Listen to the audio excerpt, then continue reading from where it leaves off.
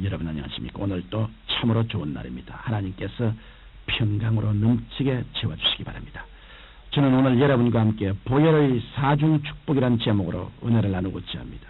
지금으로부터 2000년 전 예수 그리스도께서는 온 인류의 과거의 죄, 현재의 죄, 미래의 죄를 담당하시기 위하여 십자가에서 피와 물을 다 흘리셨습니다. 이 예수님의 피는 온 인류의 죄를 속하고 새 생명을 주기 위한 값진 피였고, 이 피에는 깊은 의미가 내포되어 있는 것입니다. 저는 오늘 여러분에게 예수님께서 나와 여러분을 위하여 흘려주신 이 보혈의 깊은 의미에 관하여 말씀드리고자 합니다.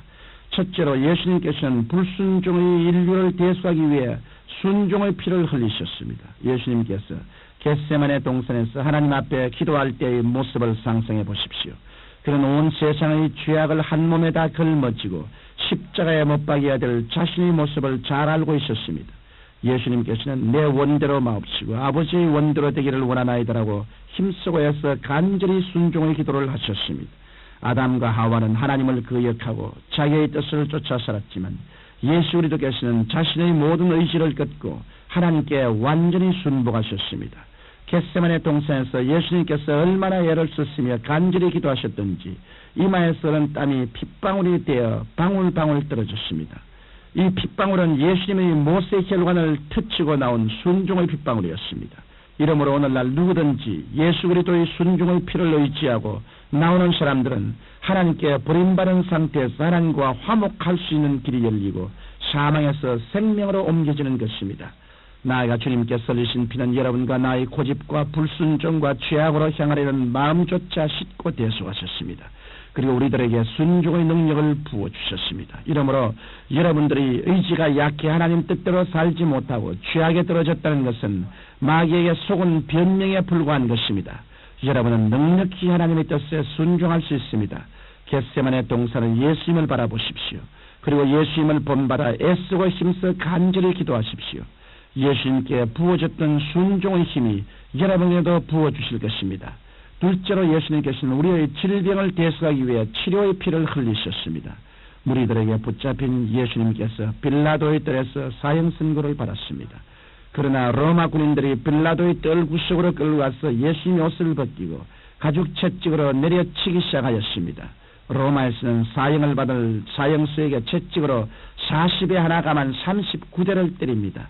그래서 예수님께서도 이 채찍을 모두 맞으셨습니다. 예수님을 때린 채찍의 끝은 5가지로 나뉘었고 가지 끝마다 쇠고리가 달려있어 예수님의 몸속을 파고들기 때문에 채찍을 당길 때마다 예수님의 몸에 5고랑이 생깁니다. 그리고 그 고랑마다 선지피가 솟구쳐 나왔습니다. 예수님께서 왜 빌라도의 뜰에서 가슴과 등이 갈기갈기 찢기도록 채찍을 맞으시고 피를 흘리셔야 되었을까요? 성경에는 그가 채찍에 맞음으로 우리가 나음을 입었도다라고 말씀하고 있습니다. 예수님께서는 우리의 연장한 것을 친히 담당하시고 우리의 병을 짊어지시기 위하여 채찍을 맞으셨던 것입니다. 이러므로 여러분 가운데 누구든지 예수님께서 채찍에 맞아 흘리신 피를 믿고 나오는 사람은 어떤 질병에서도 놓여날 수 있습니다. 빌라도의 뜰에서 채찍에 맞으시던 예수님을 바라보십시오. 여러분의 강건함을 위하여 예수님께서 채찍에 맞아 가슴과 등이 갈기갈기 찢긴 모습을 바라보십시오. 여러분들이 그 피를 끊임없이 바라보고 있을 때 주님께서는 왜 이런 고통을 당하셨는지 여러분에게 말씀하실 것입니다. 내가 채찍에 맞음으로 너희가 나음을 입었도다. 이러므로 여러분들은 예수님을 끊임없이 바라보므로 질병에서 노연하게 되시기를 주님 이름으로 축원합니다. 셋째로 예수님께서는 우리의 저주를 대수하기 위해 피를 흘려주셨습니다. 예수님께서 골고다 산증에 올라가시기 전에 로마 군인들은 가시관을 만들어 예수님의 머리에 씌웠습니다.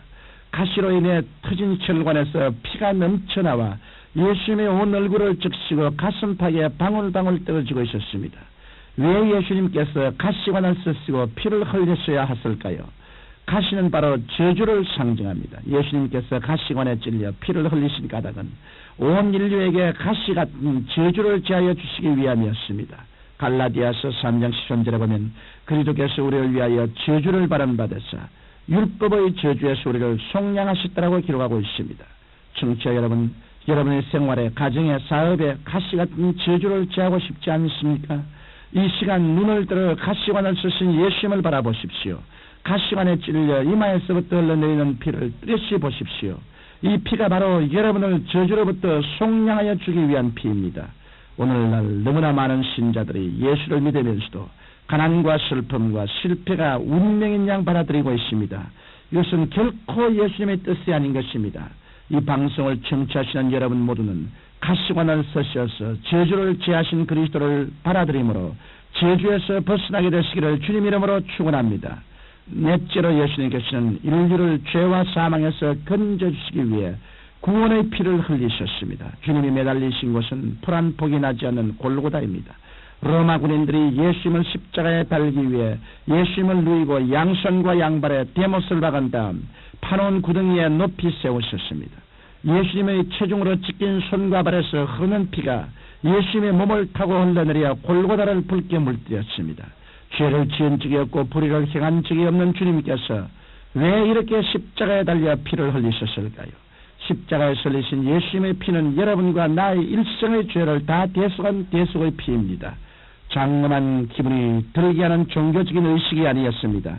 살이 찢기고 가슴이 터지고 피와 땀과 눈물이 다 쏟아지고 뼈가 으그러지고 몸서리치는 고통과 죽음을 통해서 예수님은 여러분과 나의 죄를 다 청산하고 죽음을 폐지하셨습니다.